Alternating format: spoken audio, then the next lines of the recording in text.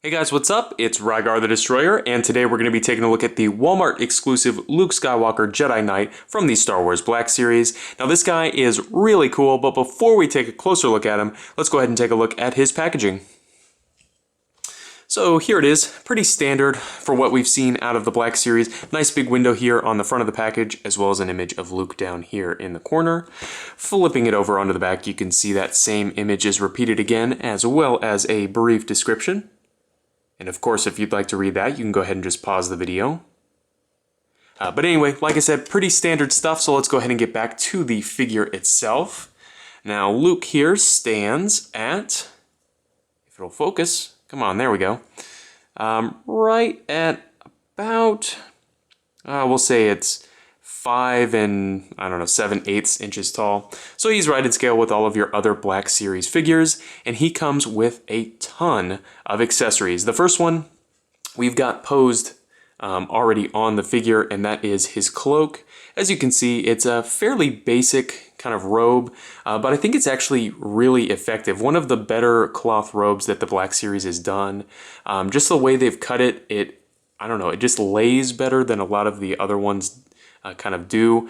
So I'm definitely on board with this cloak, but it is removable, of course, and as you can see, we've got the basic figure. Now, as far as I'm aware, this is the same kind of black suit Luke that we got before, except he's got an extra kind of tunic piece added on the top, which is not removable. So that is what makes this one different than the previous release. But as far as his other accessories go, he does, of course, have a lightsaber, which looks really nice.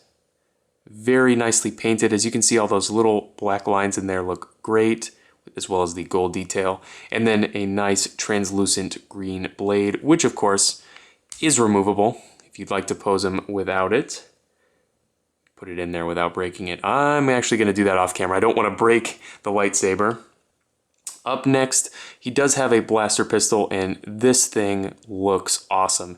It's got some very nice dry brush silver on there to bring out all of the details, and then, I don't know if you can see this on camera, they've actually painted the grip brown.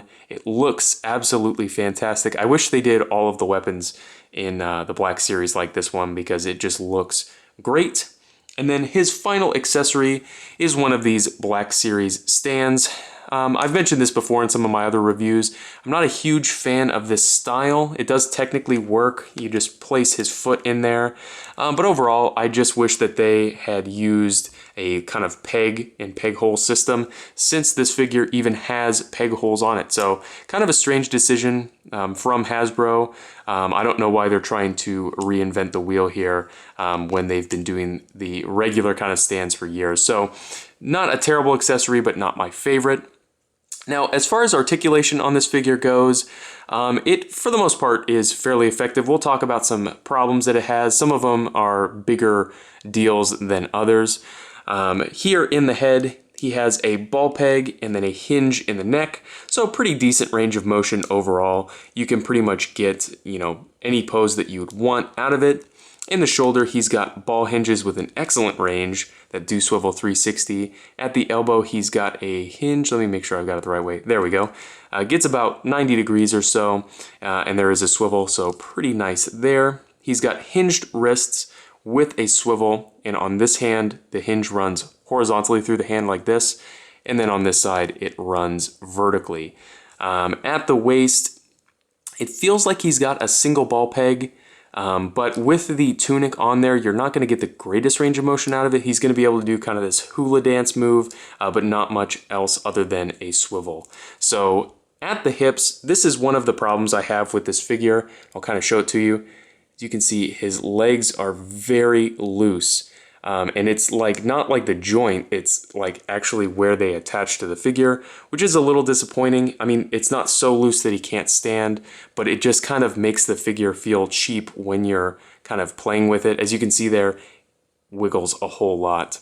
As far as articulation at the hips is concerned, he's got T-joints, not a great range out to the side, but forward they are pretty effective. He has a thigh swivel, double jointed knees with an excellent range, and then hinged ankles with an ankle rocker. So Overall, I do really like this particular outfit for Luke, and I think they've done a really nice job with the likeness and the face printing tech. You can see on there. Well, if it'll focus very well. There we go. It looks very realistic, but this guy isn't perfect, unfortunately. It does have a couple minor problems. I don't think they're so terrible that it's worth passing on this guy, but just be aware that he's not going to be a perfect figure when you get him out of the package. So anyway, if you have any comments or questions, please leave them down in the comment section below, and I guess I'll see you later.